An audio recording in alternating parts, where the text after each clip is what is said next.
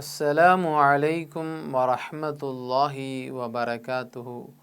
அல்ஹம்துலில்லாஹி ரப்பில் ஆலமீன். வஸ்ஸலாத்து வஸ்ஸலாமு அலா சய்யிதினா முஹம்மதிர் ரசூலில்லாஹி ஸல்லல்லாஹு அலைஹி வஸல்லம். அம்மா பஅது. அருமையான ஜெம் டிவி நேயர் பெருமக்களே, உங்கள் மீதும் உலக மக்களாகிய நம் யாவர் மீதும் எல்லாம் வல்ல அல்லாஹுவின் பேரருள் உண்டாகட்டும் ஆகுக. அருமையான நேயர் பெருமக்களே, இஸ்லாமிய நற்போதனைகளை தினந்தோறும் பார்த்து வருகிறோம். இன்றைய தினம் நாம் பார்க்கவிருப்பது வெற்றியளிப்பவன் யார்?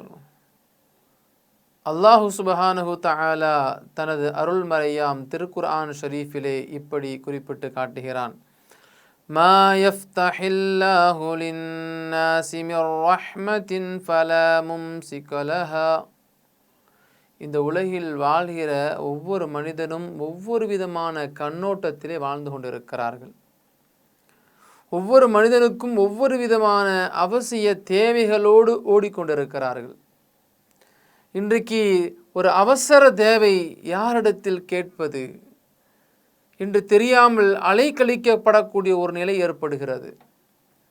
நமக்கு தெரிந்த மிகவும் நெருக்கமான ஒருவரிடத்தில் கேட்கலாம் என்று அவர் முயற்சி செய்வார், கிடைக்காமல் ஆகிவிடும். அவர் எதிர்பாராத வகையில் இருப்பார். அல்லாஹ் அவருக்கு உயர்ந்த ஒரு இடத்திலிருந்து அவர் எதிர்பார்க்காத ஒரு நியமத்தை வழங்கி விடுகிறான். முதன்மையாக நாம் எந்த ஒரு சூழ்நிலையிலையும் எப்பேற்பட்ட ஒரு சோதனையிலும் சிக்குண்டு சிதறுண்டு குழப்பத்தில் இருக்கிற பொழுது முதன்மையாக படைத்த இறைவனிடத்தில் நம்மை நாம் ஒப்படைக்க வேண்டும். இறைவா, நீதான் என்னை இந்த உலகில் படைத்து வாழ வைத்து கொண்டிருக்கிறாய். மனைவி பிள்ளைகளோடு நான் வாழ்ந்து கொண்டிருக்கிறேன். இந்த கட்டத்திலே சில சங்கடமான ஒரு நெருக்கடிகளுக்கு நான் ஆளாகி இருக்கிறேனே. இந்த நேரத்திலே உன்னை தவிர எனக்கு உதவி செய்ய வேறு யார் இருக்கிறார்? நீதான் எனக்கு உதவி செய்ய வேண்டும் என்கிற நம்பிக்கையோடு, யா அல்லாஹ், எப்பேற்பட்ட ஒரு சிரமம் ஏற்பட்டாலும் அந்த சிரமத்திலிருந்தும் சோதனையிலிருந்தும் வெற்றியை தரக்கூடியவன் உன்னை தவிர வேறு யாரும் இல்லை. ஏனென்றால் நீ திருக்குர்ஆனில் வாக்குறுதி அளித்திருக்கிறாய். மா யஃப்தஹில்லாஹு லின்னாஸி மிர் ரஹ்மத்தின் ஃபலா மும்சிக லஹா. அல்லாஹ் கூறுகிறான், தன்னுடைய அருள் வாசல்களை மக்களுக்காக வேண்டி திறந்து விட்டாலும் அதனை தடுக்கக்கூடியவர் யாரும் கிடையாது. அல்லாஹ் ஒரு மனிதனுக்கு இந்த நேரத்திலே இதை தந்துவிட வேண்டும் என்று அவன் நாடிவிட்டான் என்று சொன்னால், எத்தகையவன் வந்து தடுத்தாலும் அதை தடுப்பதற்குண்டான சக்தி மனிதனுக்கு கிடையாது. அதற்கு அடுத்து அல்லாஹ் கூறுவான், மேலும் அவன் அதனை அடைந்து விட்டால் அதற்கு பிறகு அதனை திறக்கக்கூடியவர் வேறு யாரும் கிடையாது. அப்போ அல்லாஹ் கொடுக்க வேண்டும் என்று நினைத்து விட்டால் தன்னுடைய அடியார்களுக்கு அவன் எதிர்பாராத வகையிலே அவனுடைய புறத்திலிருந்து நியமத்துகளை வாரி வழங்குகிறான். அவன் சோதனையில் இருக்கக்கூடியவனா, நிம்மதியை இழந்திருக்கிறானா, நிம்மதியை தேடிக்கொண்டிருக்கிறானா, அந்த நிம்மதியை எப்படி கொடுப்பது அது அல்லாஹ் அறிந்து வைத்திருக்கிறான். தொழில்துறைகளில் ஒருவன் முடங்கி இருக்கிறானா, அந்த தொழில்துறையிலிருந்து அவனுக்கு வெற்றி வேண்டுமா, அந்த வெற்றியை எப்படி கொடுப்பது அதை அல்லாஹ் அறிந்து வைத்திருக்கிறான். அதே சமயத்தில் குடும்பத்தில் சண்டை சச்சரவுகளோடு எந்த விதமான முடிவும் எடுக்க தெரியாமல் திகைத்து ஒருவன் தன்னந்தனியே நிர்கதியாய் நிற்கப்படுகிறானா, அந்த மனிதன் அல்லாஹ்விடத்தில் தன்னை ஒப்படைக்க வேண்டும். இறைவா, நீதான் என்னை உலகில் படைத்திருக்கிறாய், நீதான் என்னை இந்த உலகத்தில் வாழ வைத்திருக்கிறாய். உன்னை தவிர எனக்குண்டான பிரச்சனைகளை தீர்த்து வைப்பதற்கு சக்தி வேறு யாருக்குமே கிடையாது. நான் என்னையே ஒப்படைத்து விடுகிறேன். கண்ணீர் மல்க உன்னிடத்திலே பிரார்த்தனை செய்கிறேன்.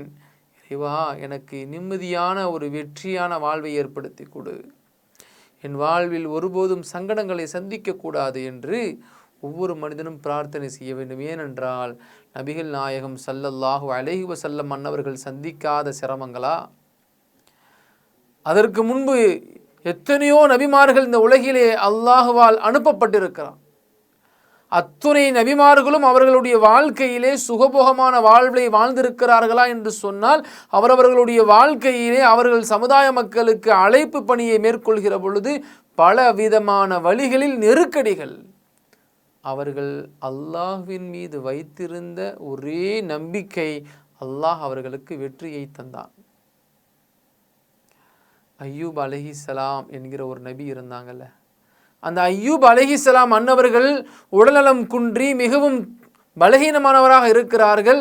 அவர்களுடைய அந்த சமுதாய மக்கள் அவரை ஊரை விட்டு ஒதுக்கி வைக்கக்கூடிய ஒரு நிலை ஏற்படுகிறது.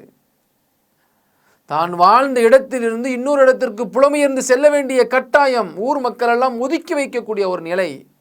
இருந்தாலும் படைத்த அல்லாஹ்விடத்தில் தன்னை ஒப்படைத்தார்கள். இறைவா, இந்த மக்கள் எப்படியெல்லாம் நடந்து கொள்கிறார்களே, என்ன செய்வதென்று தெரியவில்லை என்று அல்லாஹ்விடத்திலே முறையிடுகிறார்கள். அல்லாஹ் உதவி செய்கிறான். இப்போ அல்லாஹ் எந்த வகையில் வேண்டுமானாலும் வெற்றியை அமைத்து தந்து விடுவான். நமது நோக்கம் முதன்மையாக படைத்த ரப்புவிடத்தில் ஒப்படைப்பது. இறைவா, அனைத்திற்கும் அதிகாரம் உள்ளவன் ஒருவனாக இருக்கிறாய், உன்னிடத்திலேயே என்னுடைய தேவைகளை ஒப்படைக்கிறேன் என்று சொல்லிவிட்டால், அல்லாஹு தாலா தான் நாடியவர்களுக்கு எதை கொடுக்க வேண்டும் என்று நினைக்கிறானோ அதை எத்தகைய அரசனே வந்து தடுக்க முற்பட்டாலும் தடுக்க முடியாது. ஆகையினால் அந்த படைத்த இறைவன் மீது முழுமையாக யகீனோடு நாம் இருந்து வாழ்வோம். அல்லாஹ் அதற்கு உதவி செய்வானாக. அஸ்ஸலாமு அலைக்கும் வரஹ்மத்துல்லாஹி வபரகாத்துஹு. இன்ஷா அல்லாஹ் மீண்டும் நாளை சந்திப்போம்.